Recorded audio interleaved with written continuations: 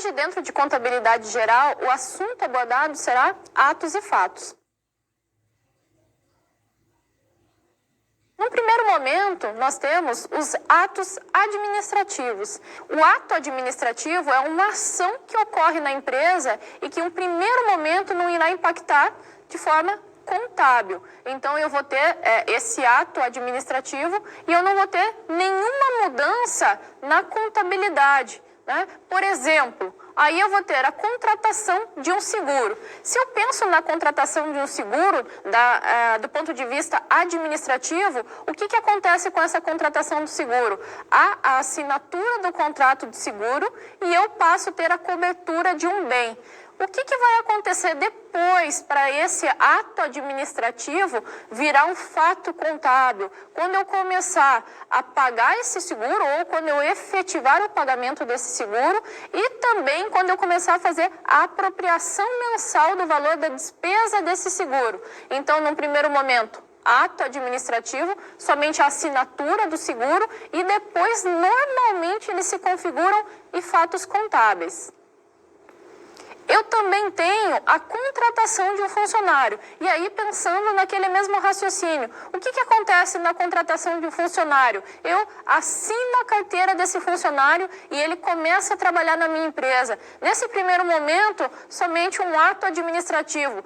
Posteriormente, isso vai gerar despesa com salário, vai gerar a parte de impostos, benefícios, e aí sim ele vai se configurar como um fato contábil.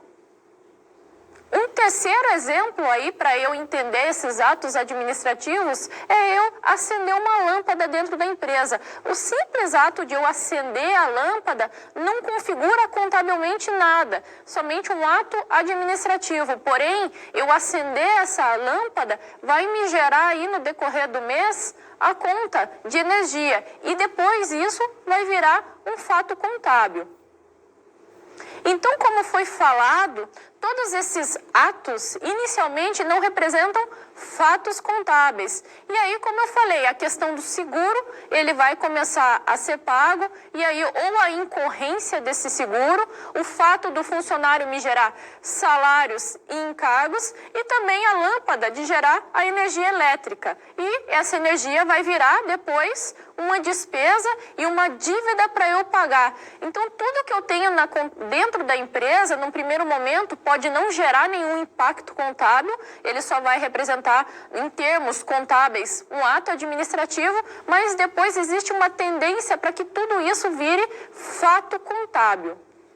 Os fatos contábeis são aqueles que alteram o patrimônio, aí lembrando o meu total, de alguma forma. E aí eu tenho, num primeiro momento, na forma qualitativa, por troca de elementos em um grupo, a gente vai ver aí como isso se configura. E aí, num segundo momento, também quantitativa. Ela vai se refletir por uma troca de elementos que irão impactar no resultado. A gente também tem a troca mista, que é a combinação dessas duas trocas, da quantitativa e da qualitativa. Ela vai ocorrer, né, essas duas trocas vão ocorrer ao mesmo tempo. Os fatos permutativos são aqueles que apenas representam trocas entre elementos do balanço patrimonial. Lembrando, contas do balanço patrimonial são as contas de bens, direitos e obrigações. Aí, como exemplo, a gente pode citar o pagamento de uma duplicata, em que o dinheiro sai do caixa e a obrigação é paga. Existe também um outro tipo de troca entre elementos do ativo. A gente vai só configurar, vai permutar entre elementos do ativo. Essa troca que eu acabei de falar entre elementos do ativo e do passivo.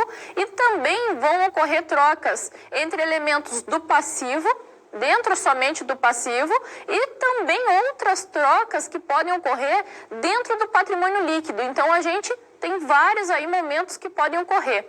Esses fatos permutativos podem ainda ser classificados em aumentativos, que é o caso, por exemplo, de uma compra a prazo. Se a gente imaginar aí a compra de mercadoria, a gente vai aumentar o ativo. E a contrapartida em fornecedores também vai ter esse valor aumentado. Então, a gente aumentou esse patrimônio.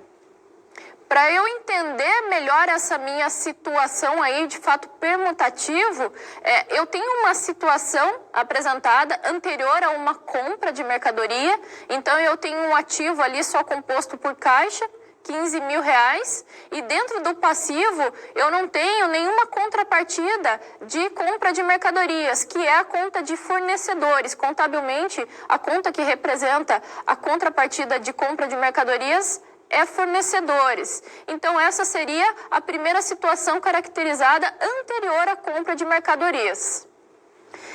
Na situação posterior à compra, notem que surgiu ali a conta de mercadorias. Dentro dessa conta, o valor de R$10.000 representa uma compra de mercadoria que foi feita a prazo. E houve ali a criação de um valor de passivo. Então, eu adquiri, aumentou o meu ativo e gerou um passivo, né, representado pela conta de fornecedores no valor de R$10.000. Então, configurou o aumento do lado do ativo e do lado do passivo.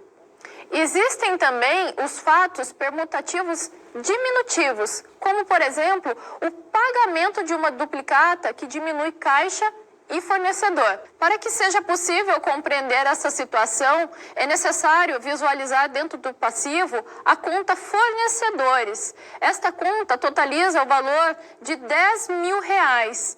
Para que eu possa visualizar o fato permutativo, então eu tenho R$10.000 e depois, no segundo momento, eu visualizarei o pagamento de uma parte deste valor. Com o pagamento de R$5.000 da dívida, haverá uma diminuição, tanto no ativo quanto no passivo. Logo, na situação posterior ao pagamento, eu consigo visualizar que o meu caixa, que anteriormente possuía R$15.000, agora possui somente R$10.000. E a minha conta de fornecedores, que totalizava R$10.000, agora totaliza somente R$5.000. Então, também no total ali do meu balanço, eu consigo ver que anteriormente eu possuía R$25.000 de cada lado. Com o pagamento, houve uma diminuição do ativo em R$5.000 e do passivo, fato permutativo diminutivo. Então, foi possível verificar, mediante aí, o uso dessas duas situações, os fatos permutativos aumentativos. Então, eu consigo aumentar o meu patrimônio. Obviamente que um aumento no ativo significa também um aumento no passivo. E eu também consegui visualizar uma situação em que houve um fato permutativo diminutivo. Eu diminuí o meu ativo porque eu paguei uma dívida, mas eu também diminuí esta dívida. Outras situações que não foram ali exemplificadas, e a gente pode ter, e foram citadas no início da aula, é eu permutar elementos somente dentro do próprio grupo. Se eu faço, por exemplo, uma aplicação financeira, o meu dinheiro sai do caixa e vai para o banco. Então, sai R$1.000, por exemplo, do meu caixa, eu permuto com o meu banco somente a troca entre esses meus elementos. Entre elementos do passivo, se eu tenho ali uma dívida que era de longo prazo e essa dívida agora passou a ser curto prazo, eu consigo somente fazer a troca entre esses elementos do passivo. São fatos permutativos entre elementos somente do passivo. Então, eu tenho todas essas possibilidades dentro dos fatos permutativos. Os fatos modificativos são aqueles que irão impactar no patrimônio líquido, ou seja, que irão envolver uma conta de despesa ou uma conta de receita, como, por exemplo, o pagamento de uma conta de energia elétrica à vista, que será considerado um fato modificativo diminutivo, pois há diminuição do patrimônio líquido da empresa. Imaginando uma situação anterior ao pagamento de uma despesa com energia elétrica, o meu ativo totaliza R$20.000 e o meu passivo R$20.000. Supondo que eu tivesse aí uma conta de energia elétrica no valor de R$100, esse valor sairia do meu caixa, logo o meu caixa ficaria somente com 9.900 e haveria aqui uma diminuição no meu patrimônio líquido no valor de R$100, foi afetada a conta de reserva de lucros. É óbvio que cabe aqui uma observação. Essa variação passa pela demonstração do resultado do exercício. Porém, foi demonstrado diretamente aqui somente para visualizarmos como funciona um fato modificativo, diminutivo. Então, o meu patrimônio diminuiu em R$100. Outra observação, o total do meu ativo, obviamente, diminuiu para 19.900 e o total do meu passivo, como o meu patrimônio líquido também diminuiu, acabou diminuindo em R$100, totalizando 19.900. O recebimento de uma venda de mercadorias, que é considerado um fato modificativo aumentativo, por representar um ingresso de receita, alterando assim o patrimônio líquido, para maior, pode ser configurado da seguinte forma. Situação anterior ao recebimento da receita. O ativo era representado pelo total de R$19.900 e o passivo igualmente por R$19.900, sendo que a conta de reserva de lucros estava no total de R$4.900. Agora, com o recebimento da receita no valor de R$100, veja como ficou a situação da empresa. A situação posterior ao recebimento da receita demonstra que o caixa, que era no valor de R$9.900, agora possui R$10.000 pela entrada de receita à vista. E a conta de reserva de lucros, afetada aqui diretamente apenas para demonstrar o fato modificativo aumentativo, agora está no valor de R$5.000 pelo ingresso da receita. Então, os dois lados agora estão no total de R$20.000, demonstrando que houve um aumento do patrimônio da empresa pelo recebimento da receita.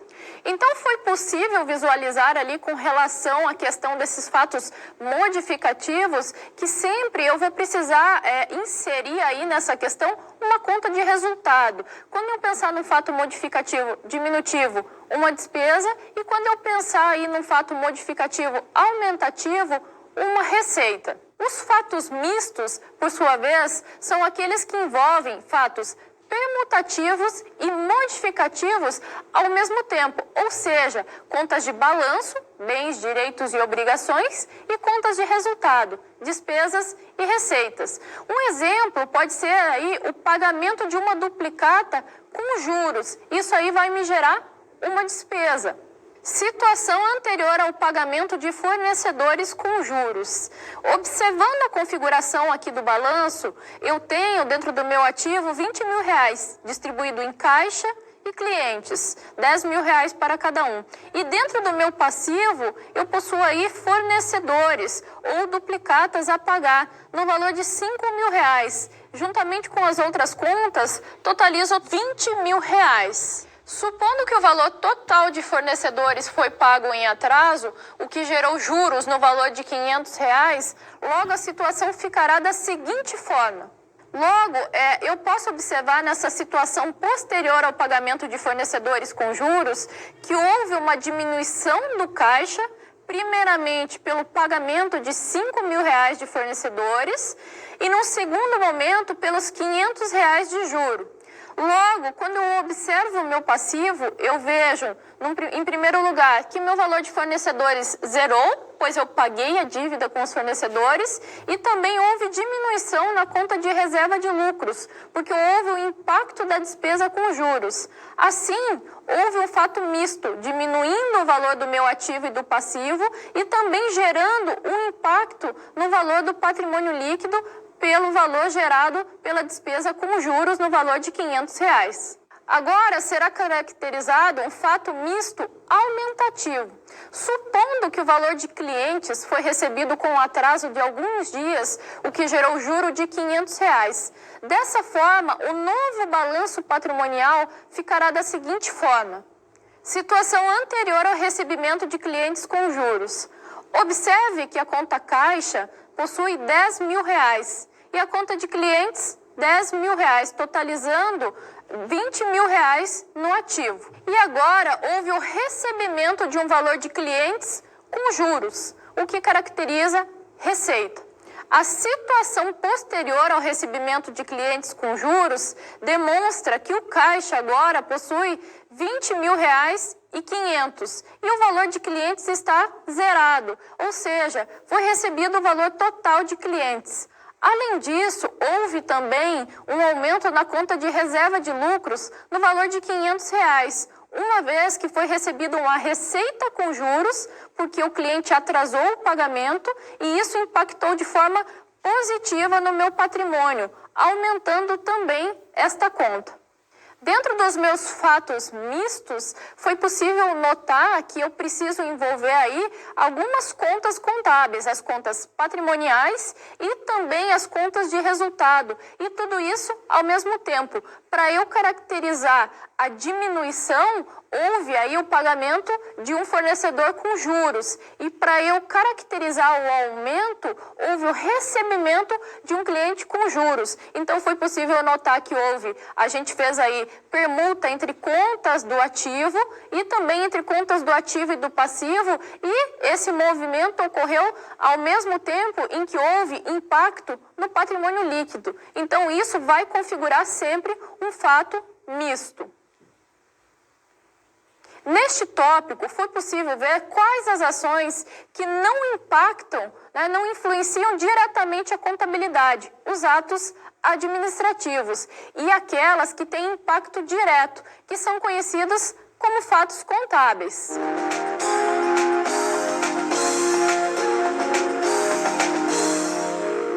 Para entender mais sobre os atos e fatos contábeis, é preciso sempre levar em conta quais ações impactam no patrimônio e quais não impactam. Partindo daí, é preciso lembrar se somente houve um uso de contas patrimoniais, de contas de resultado ou ainda dos dois grupos ao mesmo tempo. Como dica de leitura, recomenda-se o livro Contabilidade Geral Esquematizado, de Eugênio Montoto, da editora Saraiva. Dentro do capítulo 3, Escrituração Contábil, estudar o tópico Tipos de Fatos Contábeis, compreendido entre as páginas 94 a 101. Bons estudos!